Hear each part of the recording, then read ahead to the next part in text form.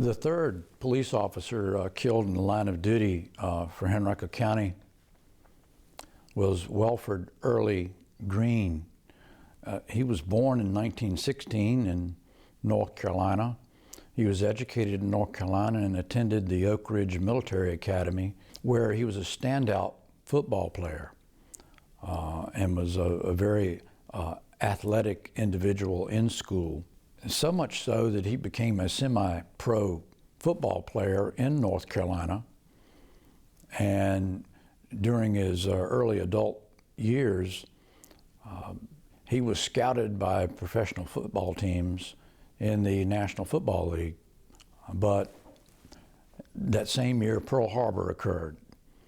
So Welford Green became a soldier in the United States Army and was in World War II. He was injured in World War II and honorably discharged in 1942. When he came back stateside, he came to the Richmond, Virginia area. He worked at the American Tobacco Company for approximately 1 year until 1943, when he saw an advertisement for a Henrico County police officer. He felt interested and at that point applied, and he was hired in 1943 to be a uniformed police officer here with Henrico County. The last call for service for Welford Green, he was in a marked patrol car as such in that day, with lights and a siren on the sedan, with a two-way radio. We had had two-way radios installed in at least 4 of our cars at that time, and he was in one of them. And on that evening of December the 22nd, 1948, as they started the midnight shift on the 21st, he had a ride-along that was to ride with him that night, and that would be a magistrate who in the day were elected officials. They were neutral judicial officials that were justices of the peace, and by such they were conservators of the peace and could carry a concealed weapon.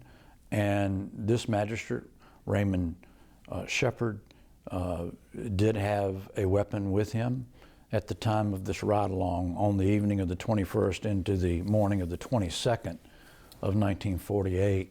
The last call for service for Welford Green was the first call of that evening, and he was dispatched to a location at present-day Laburnum and Route 60, Williamsburg Road. And in responding there, the call for service was a domestic with a woman screaming for help, and the caller was the brother-in-law of the woman that was screaming for help, and he was advising the communications officer or dispatcher that his brother was out of control, that his brother was the owner of the Club Shawnee, located there near that intersection of Laburnum and 60, that he was across the street in his home, just off Williamsburg Road, and that he felt like that his brother was possibly going to kill his wife. As they arrived, the floodlights were on the exterior of the Club Shawnee in all sides of the building. The front porch lights were on, and inside the business, those lights were on, but no one was seen and no cars were around the location, which would be very unusual for a time shortly after midnight. They approached, they meaning Magistrate Shepard and Officer Green, on foot to the front door area, found it to be locked. They listened to see if they could hear what the report was of a woman screaming for help, and did not readily hear anything at that time. They moved away from the front porch and started down the left side of the building to go towards the rear of that building, Officer Green was aware that the living quarters would be in that proximity. As they moved down that left wall of the building, they could then hear a commotion at the last window near the back corner of the building. As they approached that window, the window was up and there was a screen covering the full window, and Welford Green could look and see through the window jamb.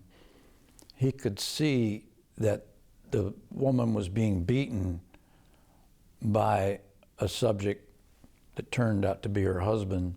Welford Green announced himself and stated to the subject to stop assaulting the woman.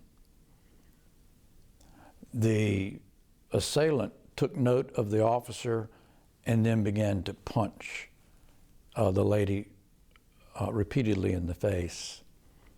At which time Welford Green, being a large man and a very strong man, tore the screen off of the side of the building and reached through the window. The proximity of it was such that he could reach up into the window, and because they were close to the window, he could grab her. And he grabbed her around the lower body at her waist and pulled her away from the assailant and through the window in one movement, and turned to his left and pivoted to Ray Shepard, the magistrate, and set her down, and then turned back around to the assailant, who at this time had grabbed a shotgun. Ray Shepard would say that when Officer Green turned and fully faced the window again to address the assailant, that he could see the barrel of a shotgun pointing out, and Welford Green saying, "Hey man, put the gun down," all in one moment. At that same moment, the gun was discharged, and Welford Green took at point-blank range a shotgun blast to the upper body and collapsed immediately on the ground. At that point, Ray Shepard had drawn his revolver that he had and had the lady against the wall, and he was against the wall. And the assailant then emerged out the window at the waist and began to fire his shotgun towards his wife and towards Ray Shepard. Ray Shepard returned fire and did not hit the assailant, but the assailant did strike Ray Shepard in the forehead with a shotgun pellet from one of his shotgun rounds, which caused a scalp wound that bled heavily. They retreated towards the patrol car at the front of the building, and as they were retreating along that wall, he kept covering and trying to protect the female while he returned fire with his revolver.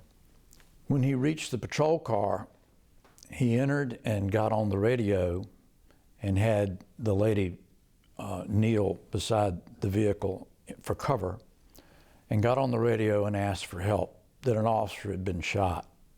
At that point, the lady jumped up to her feet and ran across Williamsburg Road, Route 60, seeking safety at the brother-in-law's home across the street, who had originally reported the domestic. The assailant went to the front of the Club Shawnee and broke out the window and began to fire on the patrol car, shooting several rounds into the patrol car from his shotgun. Ray Shepard got into a fetal position in the passenger's area of the patrol car in the floorboard and advised that he was taking gunfire and to let the officers responding know. Approximately 40 police officers from the Richmond City Police, Richmond Bureau Police, responded and were there within minutes. Also Virginia State Police and other Henrico County police that were working that night, only several, responded to make the number approximately 50 that were there on the scene. As the officers first started arriving and understanding the circumstances and understanding that Officer Green was down, they attempted rescue to draw him away from that area and seek aid for him, at which time the assailant, upon seeing the rescue attempts, would open fire on the police officers. There were many rounds exchanged between the officers and the assailant. The assailant had more than just the shotgun. He was using all guns that he had. During this ensuing gun battle, Chief Hedrick arrived on the scene. Chief Hedrick demanded a machine gun. Chief Hedrick wanted a gas mask.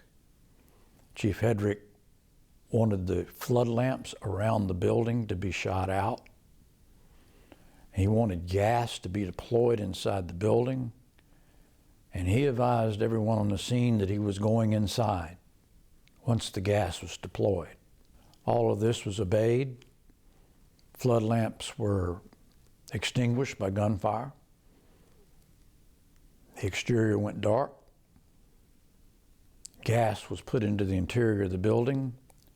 Chief Hedrick went through the front door with a machine gun and a gas mask, and for 5 minutes there was silence until he reemerged from the building, handed the machine gun to a city police captain, took the gas mask off and said, "If you want him, he's in the back." Medical examiner would look at the remains of the assailant later that day, and it was determined that he had shot himself, more than likely when the tear gas was being shot into the building. As the tear gas was deployed into the building, there was a rescue effort of Welford Green, and a rescue party did recover him from where he had fallen and collapsed from the shotgun blast. When they brought him out, he was obviously deceased.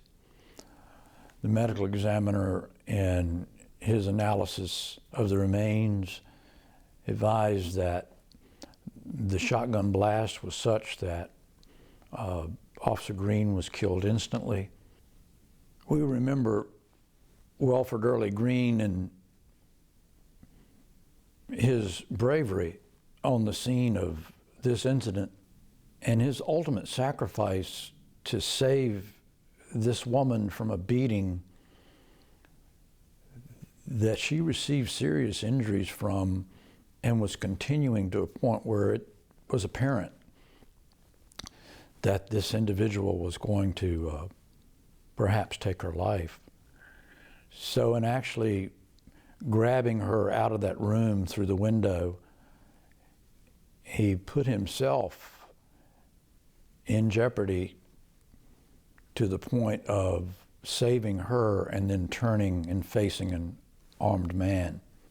We honor his service, we honor his bravery and his ultimate sacrifice, and we will never forget Welford Early Green.